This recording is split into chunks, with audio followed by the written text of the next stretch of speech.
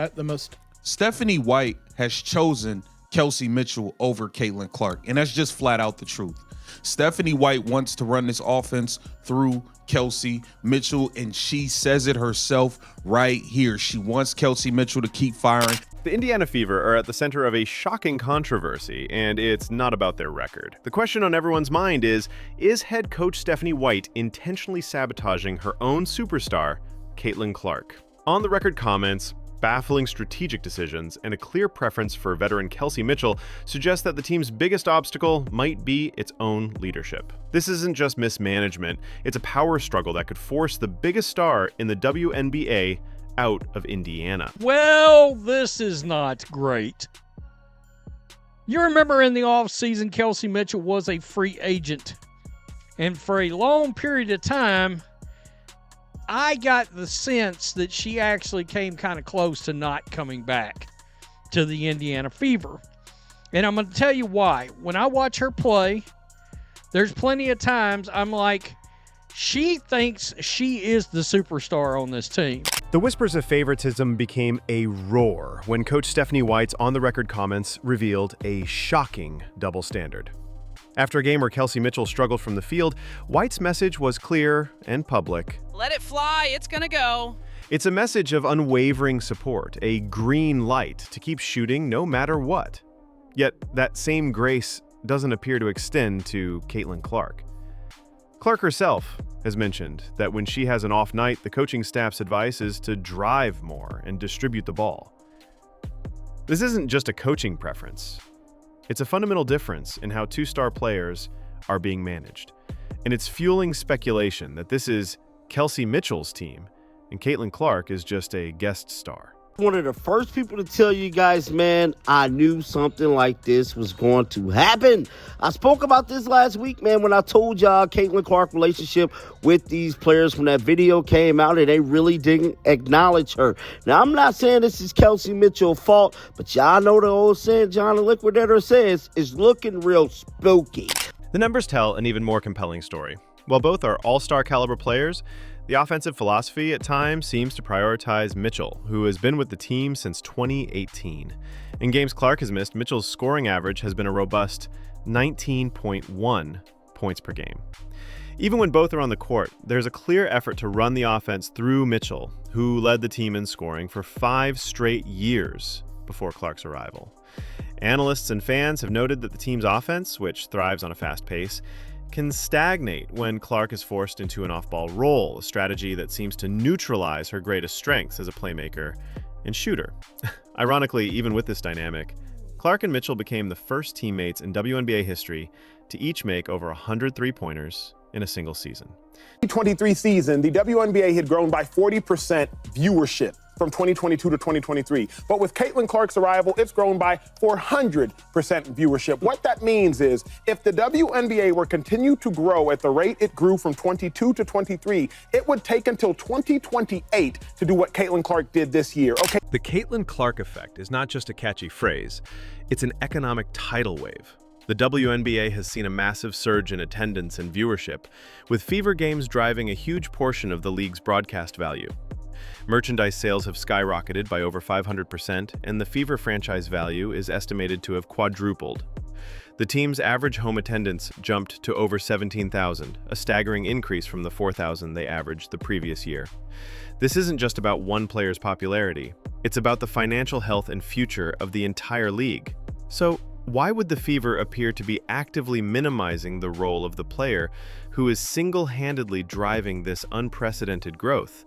Caitlyn Clark is one of the most powerful women in the world. Folks, Forbes came out with an article, Editor's Pick, in which they named Caitlyn Clark one of 100 women, not one on the list, one of 100, so one of many, one of 100 of the most powerful women in the world, the first time.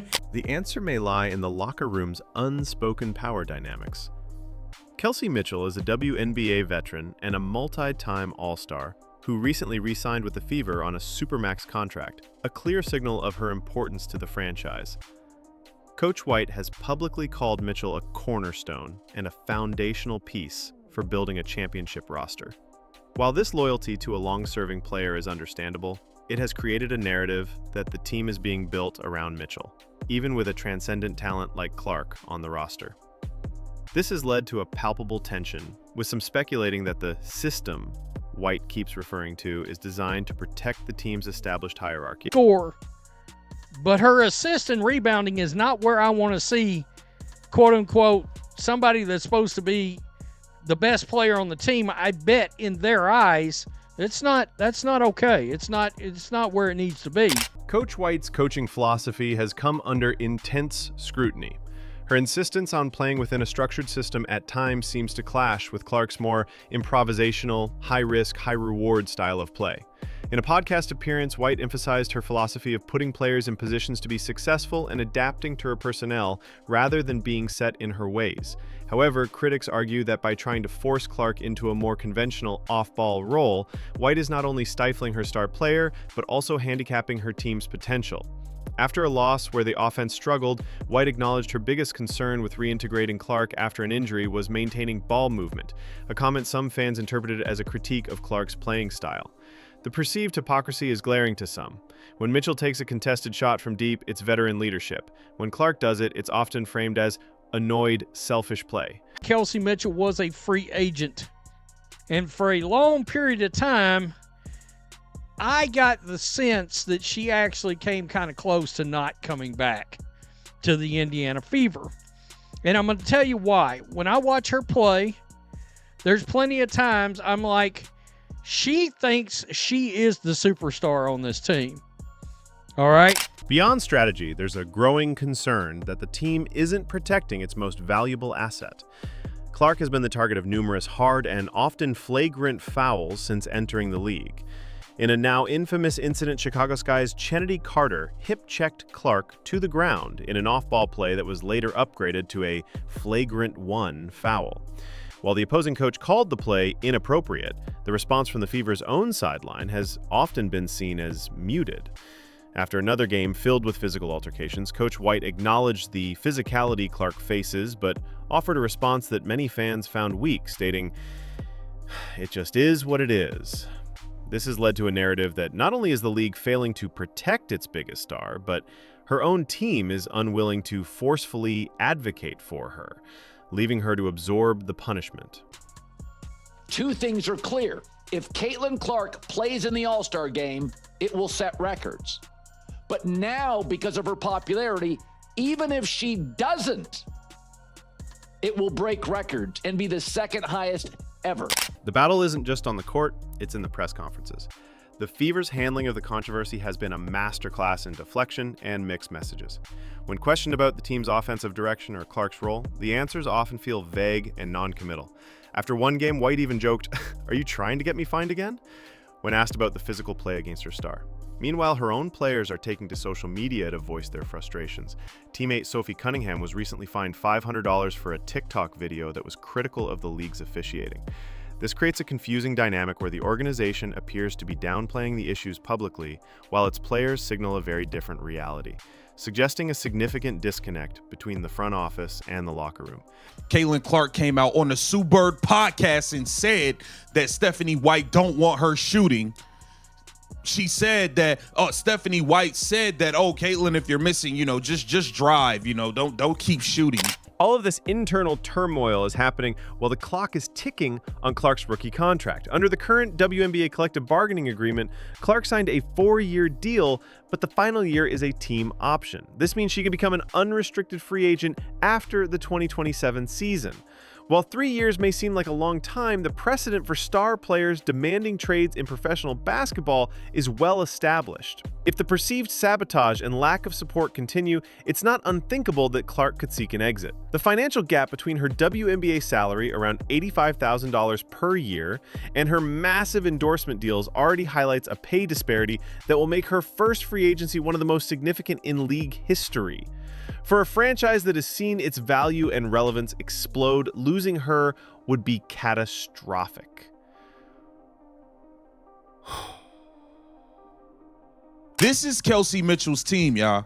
I'm telling you right now. Efficient night, but still an impactful night. And that, especially in that fourth quarter, is there any kind of message you need to say to her? Anything that we still need you to keep shooting and keep going or anything like that? Here she go. Yeah, I think the biggest thing is just telling her, like, let it fly. It's going to go.